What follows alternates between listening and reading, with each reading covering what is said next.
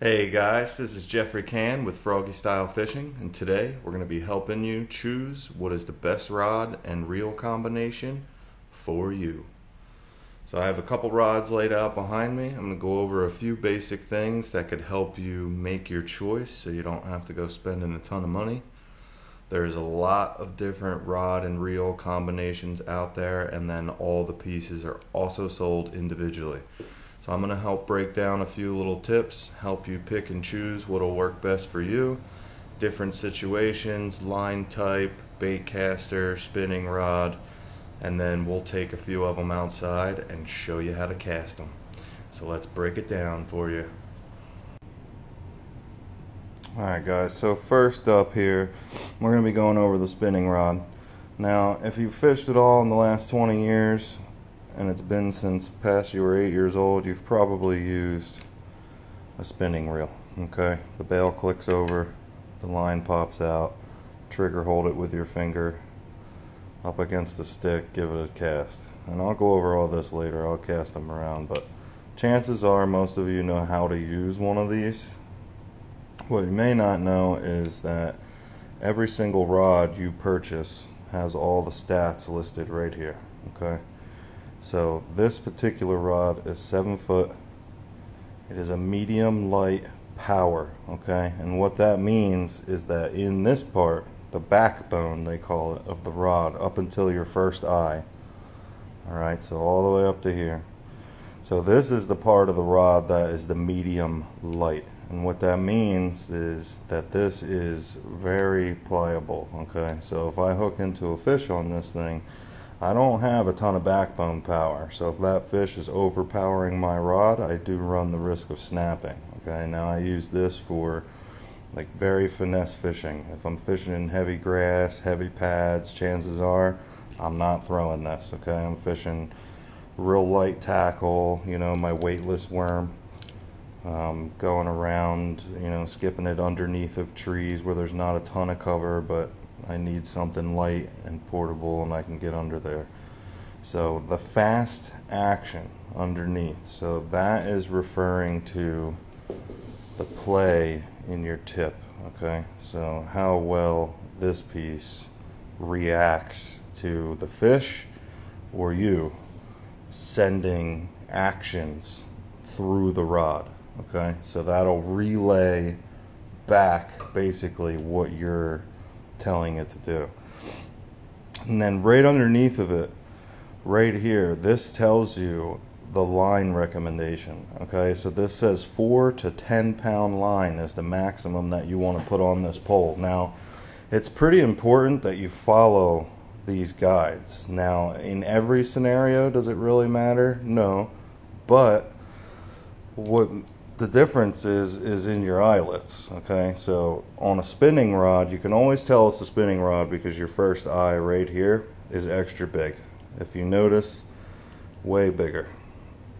And then as we go up, they slowly get smaller, smaller, smaller, smaller, smaller, and then all the way by the tip, you have a real small eye. Okay, and now if you use too heavy of a line in here, what you can do is you can run the risk of popping out these little inserts inside, and then once that happens, you either got to replace them or you need to take your eyes off and replace the entire eye, because if you're missing your ceramic inserts, you're running your line directly on sharp metal, and what's going to happen is over time, just from rubbing back and forth, casting out, reeling in, the line is going to end up fraying or snapping, and you're going to lose your fish or lose your bait, and we all know how that feels. So stick within your line recommendations. The rod will tell you right on it. And then it also has the weight of the lure that you should be maxing out on. So 1/8 ounce to 1/2 ounce, that is the maximum weight you should throw on this rod, because if you exceed it, can you cast it? Sure, but you risk putting bent and permanent, I don't even know what you want to call it, but your rod will warp, right? So from having too much weight sitting on the tip of it the whole time and it being constantly bent like this, okay, you run the risk of warping your rod. Now listen, we can catch fish with a stick and a string. We don't even need the stick probably. A stick and a hook, a string and a hook. So does it really matter? No. But if you're very meticulous like I am and you really appreciate and like all your gear, then you will optimize it and you will take care of it. So that'll help. Don't throw anything greater than the weight that is listed on here.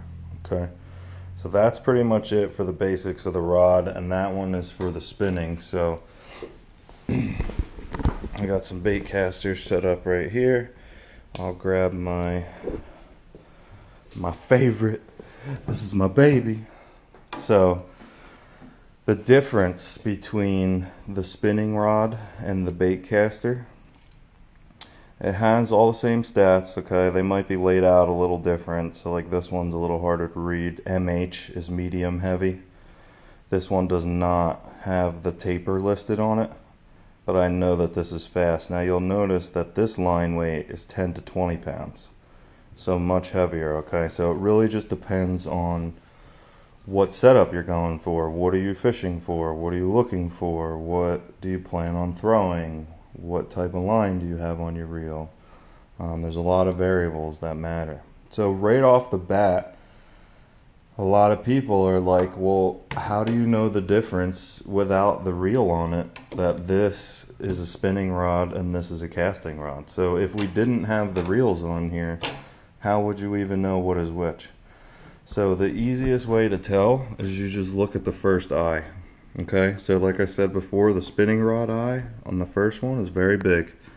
On the Baitcaster, it's technically big for a Baitcaster, but it's super small compared to a spinning rod. So if you look on the Baitcaster, okay, as we go up on the eyes, they just get smaller and smaller and smaller. Look at these.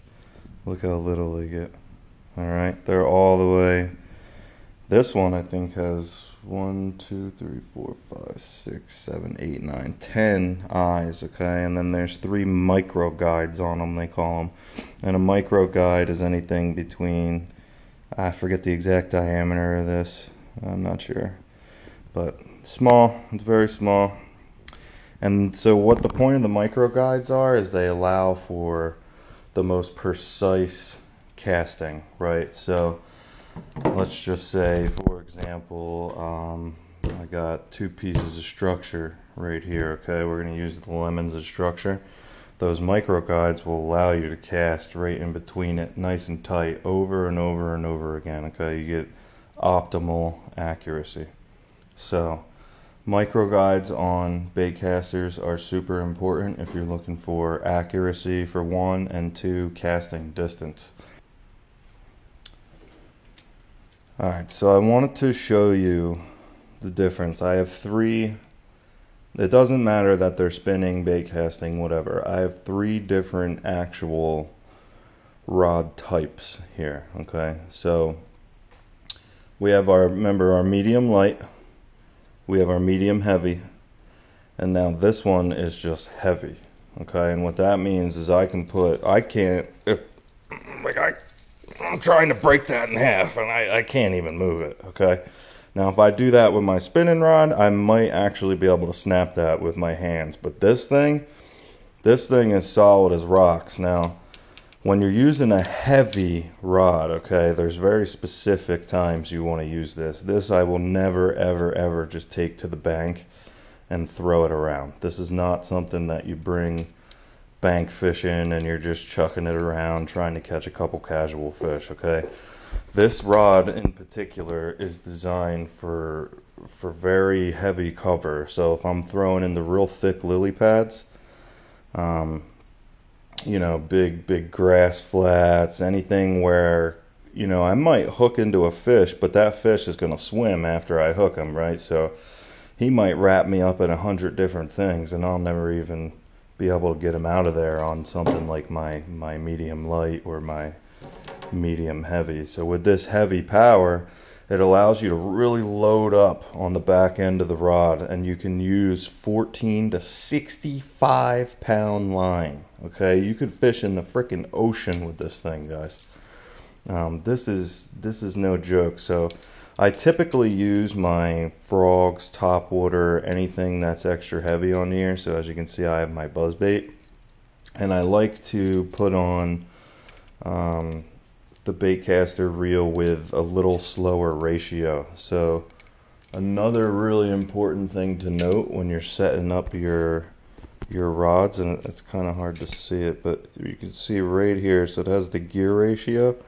This particular one is a 6:5 to 1. Okay, so what that means is per rotation you're gonna reel in 6, or however, I forget the actual formula for it, but X amount of yards per turn, right? So when I'm fishing things like the buzzbait, a topwater frog, I want it to be able to move kind of quick so I can keep it elevated above the water column, but I don't want it to move so slow that I can't catch up to a fish if it starts to run at me. So sometimes when you hook a fish on the topwater, they'll run straight at your boat, and you gotta reel really fast. You gotta crank them in, trying to catch up to it. And if you have too slow of a reel, it's just never gonna happen. That fish is gonna gain leverage, he's gonna head shake, and he's gonna spit your lure. So, alright guys, so we went over a couple basic features about the rods. Now I want to make some recommendations to you. So if you're a first-time fisherman and you have little to no experience, I would probably recommend using a spinning rod just to develop form and technique, get your muscle memory built up, just try to get a basic understanding of the mechanics behind a fishing rod in general. I'll go over a little bit, a few simple mistakes that people make when they're fishing, and it will change the way you fish forever. It's very simple stuff, but I'd recommend starting with a spinning rod. If you really want to learn how to use a baitcaster, then that's more on you, and I totally recommend using a baitcaster for the advanced user because it's going to allow you faster, more accurate casting. More efficiency overall. Like, you're going to be able to bring your bait in quicker, get it back out quicker, and the more casts you make, the more chances you have at catching a fish. So if you are getting a baitcaster for the first time, I'll recommend that maybe you get one between the lengths of 6'10" and 7'1". And the reason is because a lot of you guys will probably be fishing from the bank. And if you're fishing from the bank, generally you're going to have some overhanging structures or something to the side of you, or there's another angler so close, or he's in your spots, and now you got to go sneak into this tight little hole that you didn't want to fish in the first place, right? Like, we've all been there. And the baitcaster, when you're casting overhead or sidearm, it's just not optimal, okay? You have very limited space. If you got this big long rod, it's very difficult to get casts out there without getting stuck in trees. And with the baitcaster, it's very unforgiving, okay? If you don't have perfect form, it's going to relay back into your reel. And I am going to take these outside and show you a few things that can help you. Alright guys, so we're going to be learning today on the Shimano Corrado DC. So I'm going to show you the few basic things after you get your reel spooled up, what you need to know to be able to actually cast it, because there are a few different things on here that need to be adjusted in order for this device to work properly. So first thing is this is your spool tension knob, okay? So this will tighten up the wiggle of the spool itself, and that'll control the way your lure falls to the ground. So as you can see, my button's clicked in and it's not even moving. That means it's way too tight. So we can loosen this just a little bit at a time. And I actually like to wiggle my rod a little. See, right there, perfect. You see how it fell right to the ground? And actually, if you look at my reel, no backlash, okay? So that was the perfect example right there. So I'm going to tighten that back up, and then we're going to do this again, but we're going to make it too loose this time. Now I can already feel that it's way too loose. As soon as I move this, the whole entire reel, or the spool inside, started shifting left to right, okay? So as soon as I drop this, I'm going to do the same thing. Hits the ground, but look what happened. Alright, my spool backlashed on me, okay? So that's how you know it's too loose. So you got to pull this out, I'm sure if you're watching this video, you've been doing this for the past couple weeks, trying to figure out how the hell you get this thing to work properly, right? Well, today I'm going to make you a master. So let's tighten that back up, get our line back in. So we want to tighten this back up. Alright, it's too tight. Give it a couple wiggles, it's not even moving. So I'm going to slowly, as slow as you can, loosen it and just give her a couple wiggles as you're going. Alright, and as soon as that thing starts to descend, that's it, guys. So you don't need to go more than that.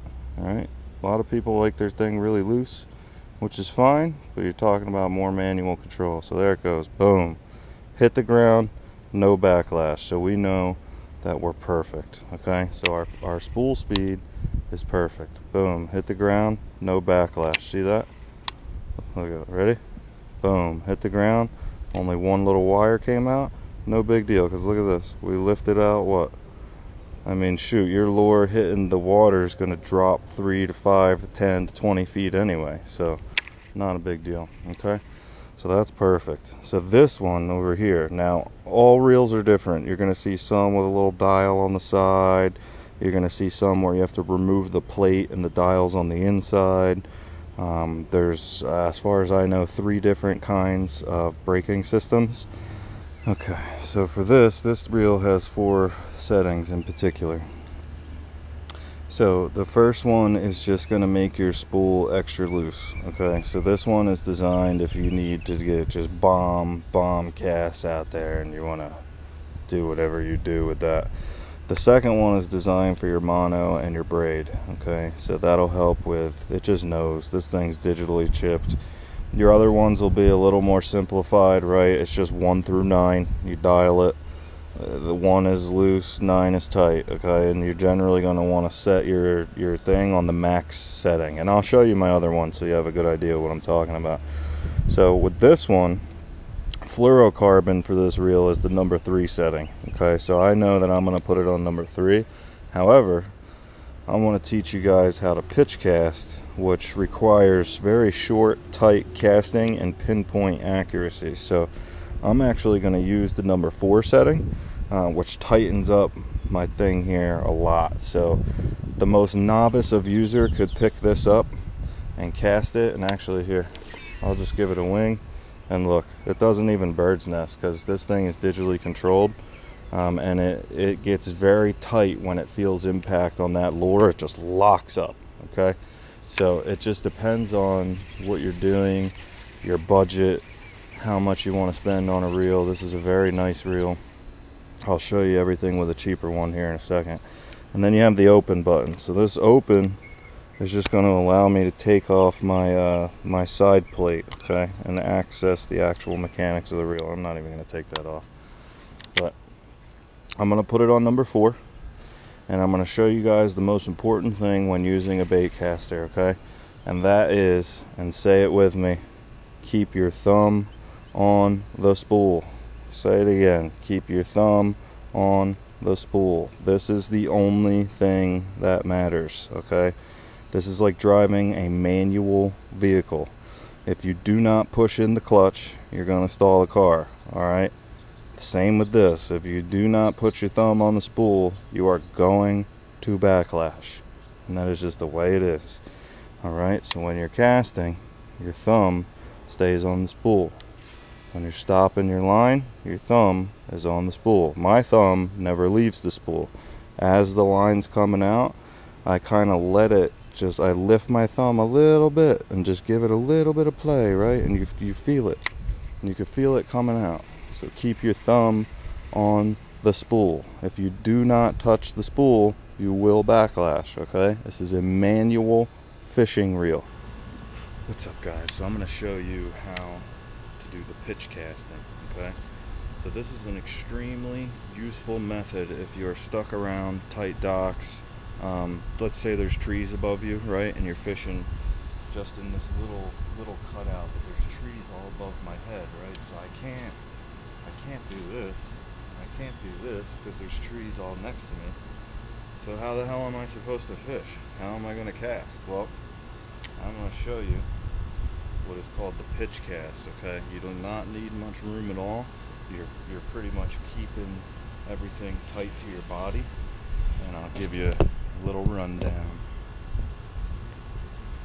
Alright, so what you're going to do is you want to have out pretty much, it's hard to really tell, I mean I guess it'd be based off of your height too, so just enough line right to about the tip of your actual feet or your paddles on your reel, right? Okay, so you want to drop the bait down to your hip. Now my spool is already engaged. Alright, if I pull this, it's coming out, see that? So I'm going to reel that back up a little bit, and then you want to make sure that your tail or your bait or whatever you got is right at the tip of here, and hold below your hook. Do not hold above your hook. If you hold above your hook, you're taking one to the finger and it's going to hurt. So below your hook, so it does not reach your finger, okay? And I'm going to use the stretchiness of my bait and the play in my rods. Remember earlier we talked about medium heavies, fast actions, all that. So this is a fast action. So you see how fast that rod bends down? I just ripped my tail off, but no big deal. So this bends down like that, right? And what you're going to do is you're going to actually use that to your advantage. You're almost going to use it like a slingshot. So I'm going to put my hands out in front of me. I'm going to drop my left hand down to my waistline, holding the back of the bait. Okay, this is very important. You hold the back of the bait. I'm going to engage my spool. Now, the butt of the rod is up against my forearm here. You see that? Now it's tucked. Alright, now that needs to stay that way. That is important. That needs to stay pinned against your arm. And what that allows you to do, it allows you to just straighten out your elbow. That's literally all you're doing, is straightening your elbow, and then you're going to send it. Ready? So I'm going to hold this bait down here. The rod is pinned against my forearm, and all I'm doing is straightening my elbow. Alright, and that was it. That's literally all you do. And then the quicker and slicker you do that, the further casting you can get. Okay? So I set up a bowl down there.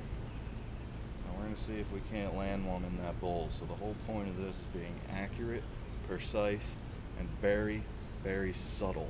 So your bait, when it enters the water off of a pitch cast, very subtle, okay? It should just be like a...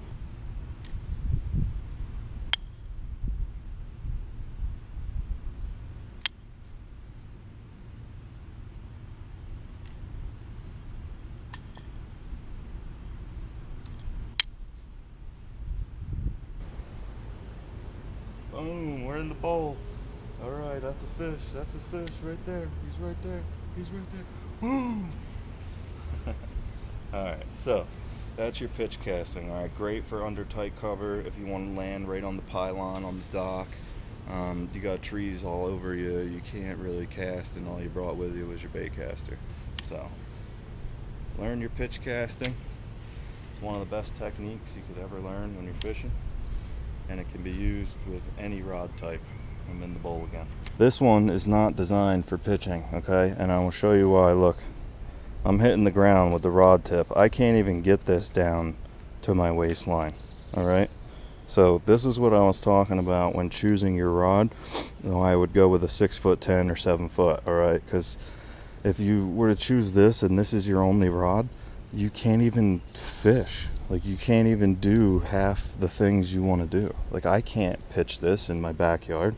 It's way too tall, okay? So I have to throw this one overhand, all right? And a lot of people keep asking me, how do I get it to stop backlashing? Well, simple. Keep your thumb on the spool. Keep your thumb on the spool. And even when you're reeling in, okay, this is big important, alright? Look, my thumb, it's already turning red and getting calloused just from being out here for 10 minutes. You have to abuse yourself a little bit when you're using a baitcaster, okay? As I'm reeling in, look at the white. See how my thumb is turning real white? I'm putting a lot of pressure on this spool as I'm reeling in, alright? And it's keeping that line tight. So, long cast. Oh, I actually threw it over that fence. That's not good. Okay, well, we're back. So, long cast. Keep your thumb on the spool. Reel that slack back in. Same thing, okay? And look at this. I'm putting in No effort. Alright, and that's 20-30 yards right there. Now, what is happening to me when it's biting in and snapping and it breaks off when I'm casting? Well, it's quite simple. You're casting way too freaking hard. So this is designed, again, back to the hammer theory. It is a tool. It is already designed to do what you want it to do. You only need to put in the most minimal effort. Look at that. 30-yard cast. I didn't even move my arm. I put in more effort putting my shoes on in the morning, guys. Alright? It's the lightest action, the lightest motion. There's nothing to it. Okay? That's it. Very simple. This is the most important thing. When you're casting your baitcaster and you're casting overhead, sidearm, however you like to do it, okay?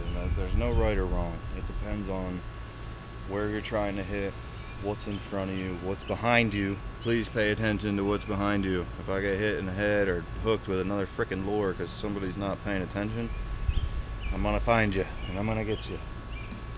So, anyway, when you cast overhead or sidearm, you have to make sure that the momentum from the lure is transferring well into the rod. So I don't really know how to explain it, but for instance, just take a look at my line. When I cock it back, how my rod tip bends a little bit and the lure kind of, right? So I'm using the momentum of the lure. When your rod loads up and you feel it kind of like, that's when you come back forward, and that's going to give you the best cast. Alright, so you feel that load up point, right? And the rod almost like wants to pull out of your hand backwards. That's when you bring it back forward. That's going to give you the most momentum in your cast and the most distance, okay? So, I think we covered a lot for today's first lesson. I don't know if I did miss anything. This is my first time doing a tutorial video or a how-to video or anything of the sort, so leave a comment down below, let me know how I did, if there's anything I missed or you want to go over or cover further, if there's any other techniques you want to see, just let me know, guys. I took the day off from fishing today because it's insanely hot out here. I mean, I'm covered in goosebumps and it's soaking wet in sweat, so I'm not quite sure what that means. It's pretty weird, but I'm gonna hang out today inside, probably just edit the footage, maybe read through some comments and stuff. I'm already soaked and I'm not even fishing. We'll go tomorrow. I just need to take a day off and rest. It's been a tough week, but yeah, leave a comment down below. Let me know what the next step is, guys. I'll do anything for all you people because you're out here, the ones watching me, keeping me motivated, keeping me doing this. I really appreciate every single one of you, and thank you again for tuning in, and I'll see